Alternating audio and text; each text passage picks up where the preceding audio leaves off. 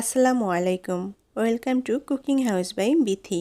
আজকের আয়োজনে আপনাদের তৈরি করে দেখাবো ইসুপগুল, তোকমা ও তিসি দিয়ে টক ঝাল মিষ্টি কলিজা ঠান্ডা করা একটা শরবত রেসিপি।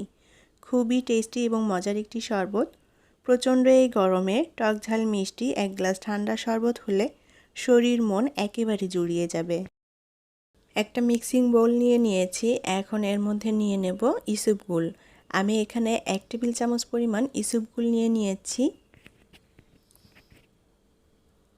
আর নিয়ে নেব 1/2 টেবিল চামচ পরিমাণ তোকমা দানা। এখন নিয়ে নেব 1/2 টেবিল চামচ পরিমাণ তিসি। ইসুপগুল, তোকমা এবং তিসি পরিমাণ মতো দিতে হবে, যে যতটা শরবত তৈরি করতে চান। 1/2 কাপ পরিমাণ দিয়ে দেব চিনি। আর দিয়ে দেব 1/2 চা চামচ পরিমাণ টালা জিরা গুঁড়া। পরিমাণ মতো লবণ দিয়ে দেব। 2টা কাঁচামরিচ নিয়ে নিয়েছি, লাল এবং সবুজ। এখন এখান থেকে সামান্য পরিমাণ দিয়ে দেব টেস্ট অনুযায়ী। খুব বেশি পরিমাণে ঝাল হবে না, হালকা ঝাল হবে।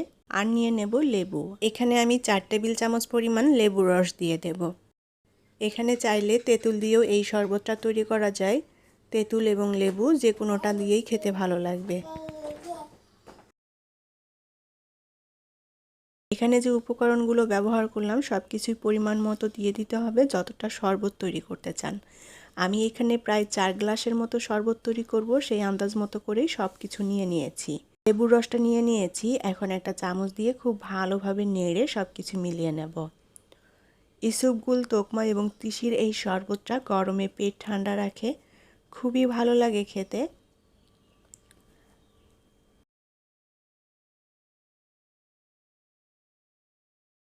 আমি সব কিছু একসাথে নেড়ে মিলিয়ে নিয়েছি। এখন সামান্য একটু পানি দিয়ে ভালোভাবে মিলিয়ে নেব। আর চিনিটা একেবারে গলে যাওয়া পর্যন্ত ভালোভাবে নেড়ে মিশিয়ে নিতে হবে সব কিছু।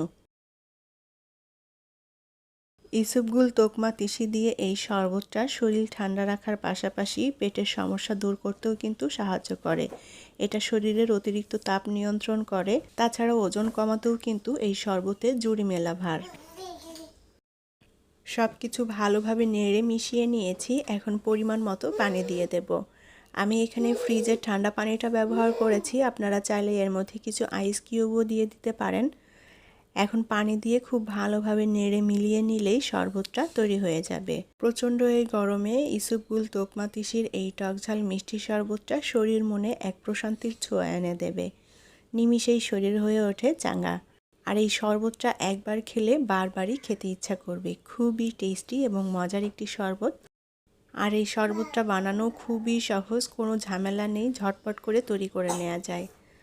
তোকমা দানাগুলো কিন্তু ভালোভাবে ভিজে গিয়েছে। শরবতটাও তৈরি হয়ে গিয়েছে। এখন পরিবেশনের পালা। পরিবেশনের সময় এর মধ্যে আরও কিছু আইস কিউব দিয়ে দিতে পারেন। আমি এখানে ফ্রিজের ঠান্ডা পানিটা দিয়েছি, যার জন্য আর আইস কিউব দিব না। এখন গ্লাসে ঢেলে শরবতটা পরিবেশন করতে হবে। আশা করি আমার আজকের ইসুপগুল, তোকমা, তিসি দিয়ে টকঝাল মিষ্টি স্বাদের এই শরবত রেসিপিটি আপনাদের ভালো লেগেছে। আর আমার রেসিপিটি যদি আপনাদের কাছে ভালো লেগে থাকে তাহলে প্লিজ ভিডিওটি শেয়ার করবেন এবং লাইক কমেন্ট করে জানাবেন আপনাদের মতামত। সবাই অনেক অনেক ভালো থাকবেন। আজকের মতো বিদায় নিচ্ছি।